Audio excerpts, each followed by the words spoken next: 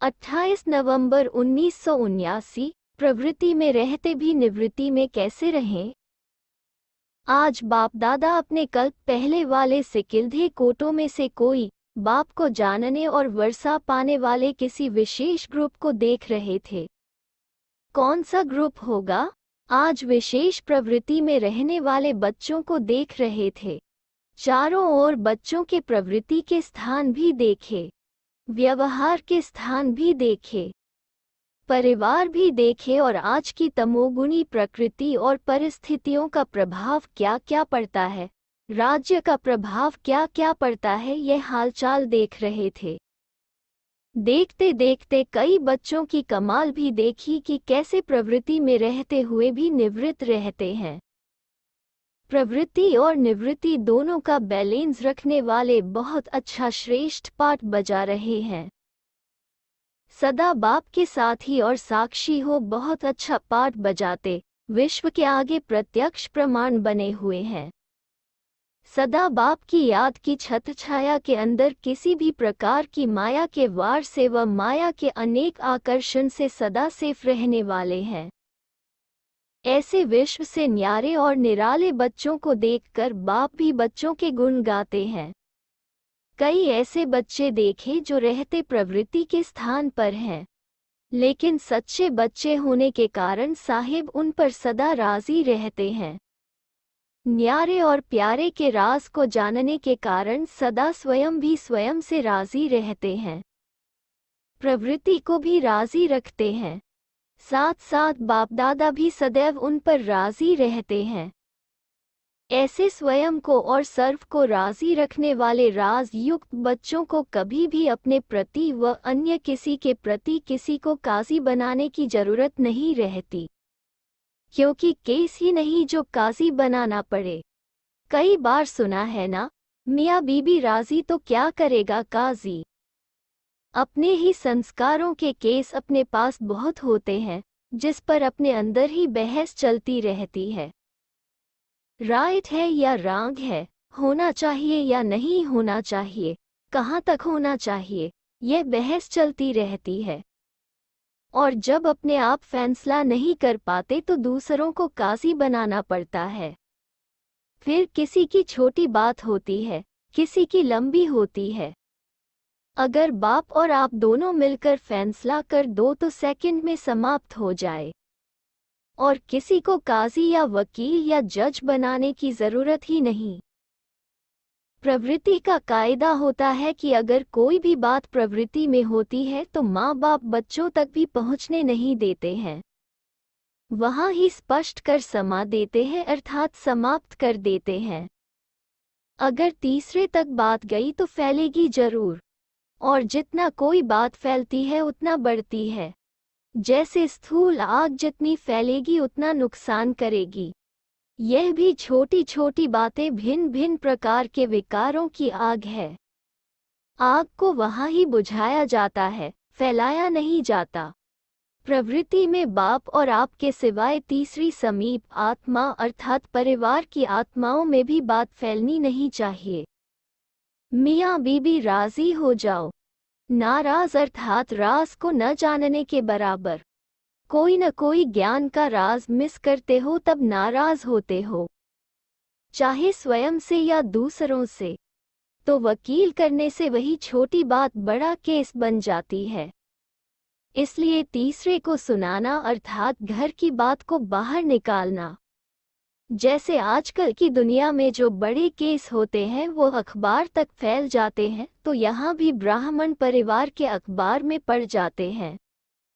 तो क्यों नहीं आपस में फैसला कर लो, बाप जाने और आप जाने, तीसरा कोई नहीं। कोई बच्चों का संकल्प पहुँचता है कि मियाँ बीबी तो ठीक, लेकिन मियाँ निराकार और बीबी साकार तो मेल कम होता है। इसलिए कभी मिलन होता है, कभी नहीं होता है, कभी रूह रूहान पहुँचती है, कभी नहीं पहुँचती, अर्थात रेस्पॉन्स नहीं मिलता है। इसलिए काजी करना पड़ता है। लेकिन मियाँ ऐसा मिला है जो बहुरूपी है। जो रूप आप चाहो तो एक सेकंड में जी हजूर कह हाजिर हो सकते हैं, लेकिन आप भी बाप समान बहुरूपी बनो। बाप तो 1 सेकंड में आपको उड़ाकर वतन में ले जाएंगे। बाप वतन से आकार में आते हैं, आप साकार से आकार में आओ। मिलने के स्थान पर तो पहुंचो। स्थान भी तो ऐसा बढ़िया चाहिए ना। सूक्ष्म वतन आकारी वतन मिलने का स्थान है। समय भी फिक्स है, अपॉइंटमेंट भी है, स्थान भी फिक्स है, फिर क्यों नहीं मिलन होता? सिर्फ गलती क्या करते हो कि मिट्टी के साथ वहां आना चाहते हो। यह देह मिट्टी है, जब मिट्टी का काम करना है तब करो, लेकिन मिलने के समय इस देह के भान को छोड़ना पड़े। जो बाप की ड्रेस वो आपकी ड्रेस होनी चाहिए, समान होना चाहिए ना। जैसे बाप निराकार से आकारी वस्त्र धारण करते हैं, आकारी और निराकारी बाप दादा बन जाते हैं, आप भी आकारी फरिश्ता ड्रेस पहन कर आओ। चमकीली ड्रेस पहनकर आओ, तब मिलन होगा। ड्रेस पहनना नहीं आता है क्या? ड्रेस पहनो और पहुंच जाओ। यह ऐसी ड्रेस है जो माया के वाटर या फायर प्रूफ है। इस पुरानी दुनिया के वृत्ति और वाइब्रेशन प्रूफ है। इतनी बढ़िया ड्रेस आपको दी है, फिर वो अपॉइंटमेंट के टाइम पर भी नहीं पहनते। पुरानी ड्रेस से ज़्यादा प्रीत है क्या? जब दोनों समान चमकीली ड्रेस वाले होंगे और चमकीले वतन में होंगे तब अच्छा लगेगा। एक पुरानी ड्रेस वाला और एक चमकीली ड्रेस वाला जोड़ी मिल नहीं सकती, इसलिए अनुभव नहीं होता। पुराने वाइब्रेशंस इंटरफियर कर देते हैं, इसलिए आपसी रूह रूहान का रेस्पॉन्स नहीं मिलता है। क्लियर समझ में नहीं आता, इसलिए औरों का अल्पकाल का सहारा लेना पड़ता है। वैसे यह मियाँ बीबी का नाता इतना स्नेही और समीप का है जो इशारे से भी समझ ले, इशारे से भी सूक्ष्म संकल्प में ही समझ ले। यह ऐसा प्रीत का नाता है। फिर बीच में तीसरे को क्यों डालते हो? तीसरे को डालना अर्थात अपनी एनर्जी और टाइम को वेस्ट करना। हाँ, यह रूह रूहान करो कि मेरा मिलन कैसे हुआ, मेरी रूह रूहान क्या हुई। हम शरीक सहयोगी बन आपस में रूह रूहान करो। काजी बना के रूह रूहान नहीं करो। केस लेकर रूह रूहान नहीं करो, तो काजी को छोड़ दो और राजी हो जाओ। जब पसंद कर लिया फिर बीच में किसी को क्यों डालते हो? बीच में डालते हो तो बीच भंवर में आ जाते हो। बचाने की मेहनत फिर भी मियाँ को ही करनी पड़ती है, इसलिए विश्व कल्याण का कार्य रह जाता है। फिर पूछते हैं विनाश कब होगा? अब बीबियाँ तैयार ही नहीं तो विनाश कैसे करें? समझा? विनाश क्यों नहीं हो रहा है? ड्रेस का परिवर्तन करने नहीं आता तो विश्व को कैसे परिवर्तन करेंगे? अच्छा, अब प्रवृत्ति वालों का हाल चाल फिर सुनाएंगे। आज तो आपकी प्रवृत्ति का हाल सुनाया। ऐसे सदा राज युक्त, युक्त युक्त, सदा समीप संबंध में रहने वाले, सदा राजी रहने वाले और सर्व को राजी रखने वाले, सदा मिलन मनाने वाले, ऐसे सदा बाप के साथी और साक्षी बच्चों को बाप दादा का याद प्यार और नमस्ते। टीचर्स से मुलाकात। टीचर्स अर्थात बाप समान सर्वश्रेष्ठ आत्माएं। टीचर्स को हर वर्ष कोई नया प्लान बनाना चाहिए। सेवा के प्लान तो स्टूडेंट्स भी बनाते हैं, लेकिन टीचर्स को विशेष क्या करना है? अब ऐसा अपना संगठन बनाओ जो सबके मुख से यह निकले कि यह अनेक होते भी एक हैं। जैसे यहाँ दीदी दादी दो हैं लेकिन कहते हैं दोनों एक हैं, तो यह प्रभाव पड़ता है ना। जब ये दो होते हुए भी एक समान एक दूसरे को रिगार्ड देते, दो होते हुए एक दिखा रही है, तो आप अनेक होते हुए एक का प्रमाण दे सकते हो। जैसे कहते हैं कि सबकी वाणी एक ही होती है, जो एक बोलती वही सब बोलते हैं। ड्रेस भी एक जैसी, वाणी सबकी एक ही ज्ञान के पॉइंट्स की होती, भले सुनाने का ढंग अलग हो, सार एक ही होता है। वैसे ऐसा ग्रुप बनाओ जो सब कहें यह अनेक नहीं है, एक है। यही विशेषता है ना। तो एग्जाम्पल कोई निमित्त बने जिसको फिर सब फॉलो करेंगे। इसमें जो ओटे सो अर्जुन। तो कौन अर्जुन बनेगा?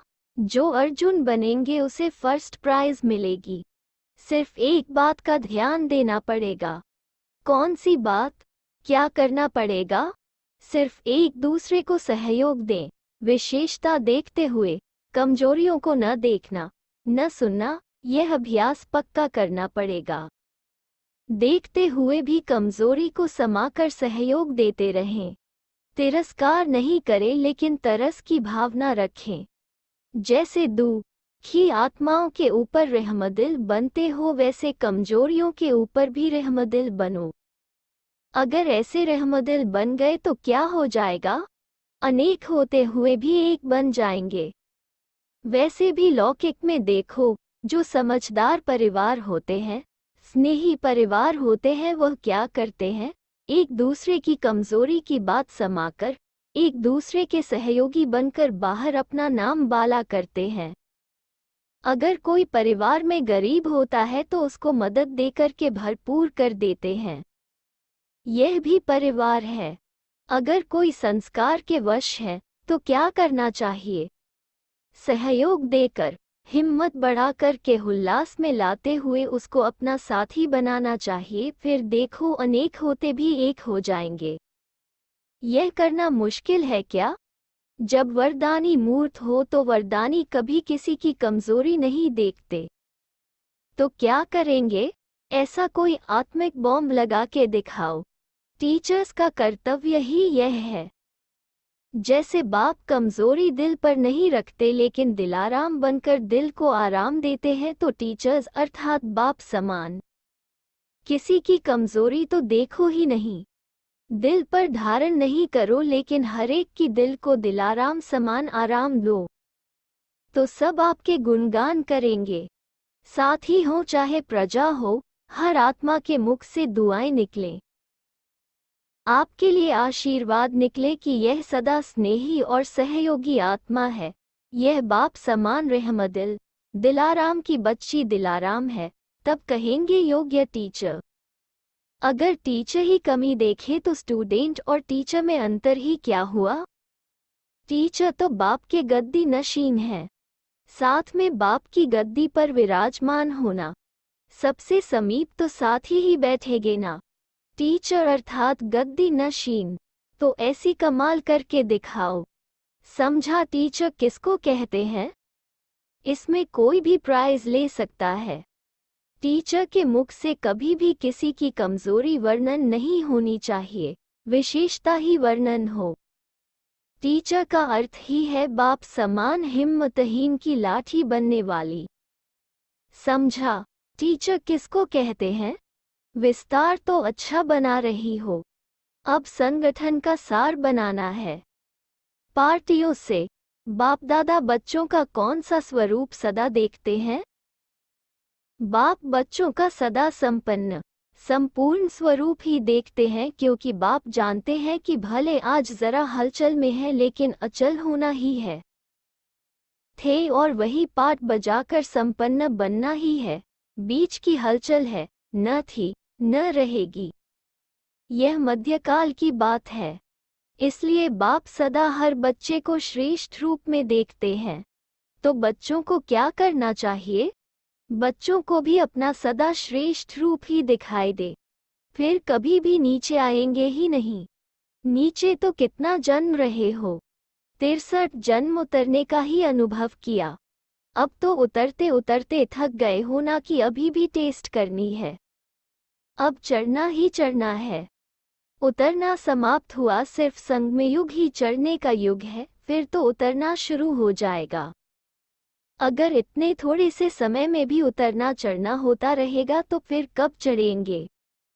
जैसे औरों को कहते हो अब नहीं तो कभी नहीं, ऐसे अपने को भी यही स्मृति दिलानी है। अब नहीं चढ़े तो उतरना शुरू हो जाएगा।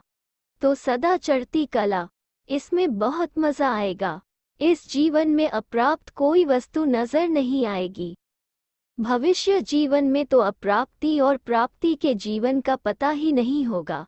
अभी दोनों का पता है तो मजा अभी है ना। ब्राह्मण बनना अर्थात चाहिए चाहिए समाप्त। जब बाप ने सर्व खजाने दे दिए, चाबी भी दे दी, फिर मांगते क्यों हो? क्या कुछ छिपाकर रख लिया है जो कहते हो चाहिए?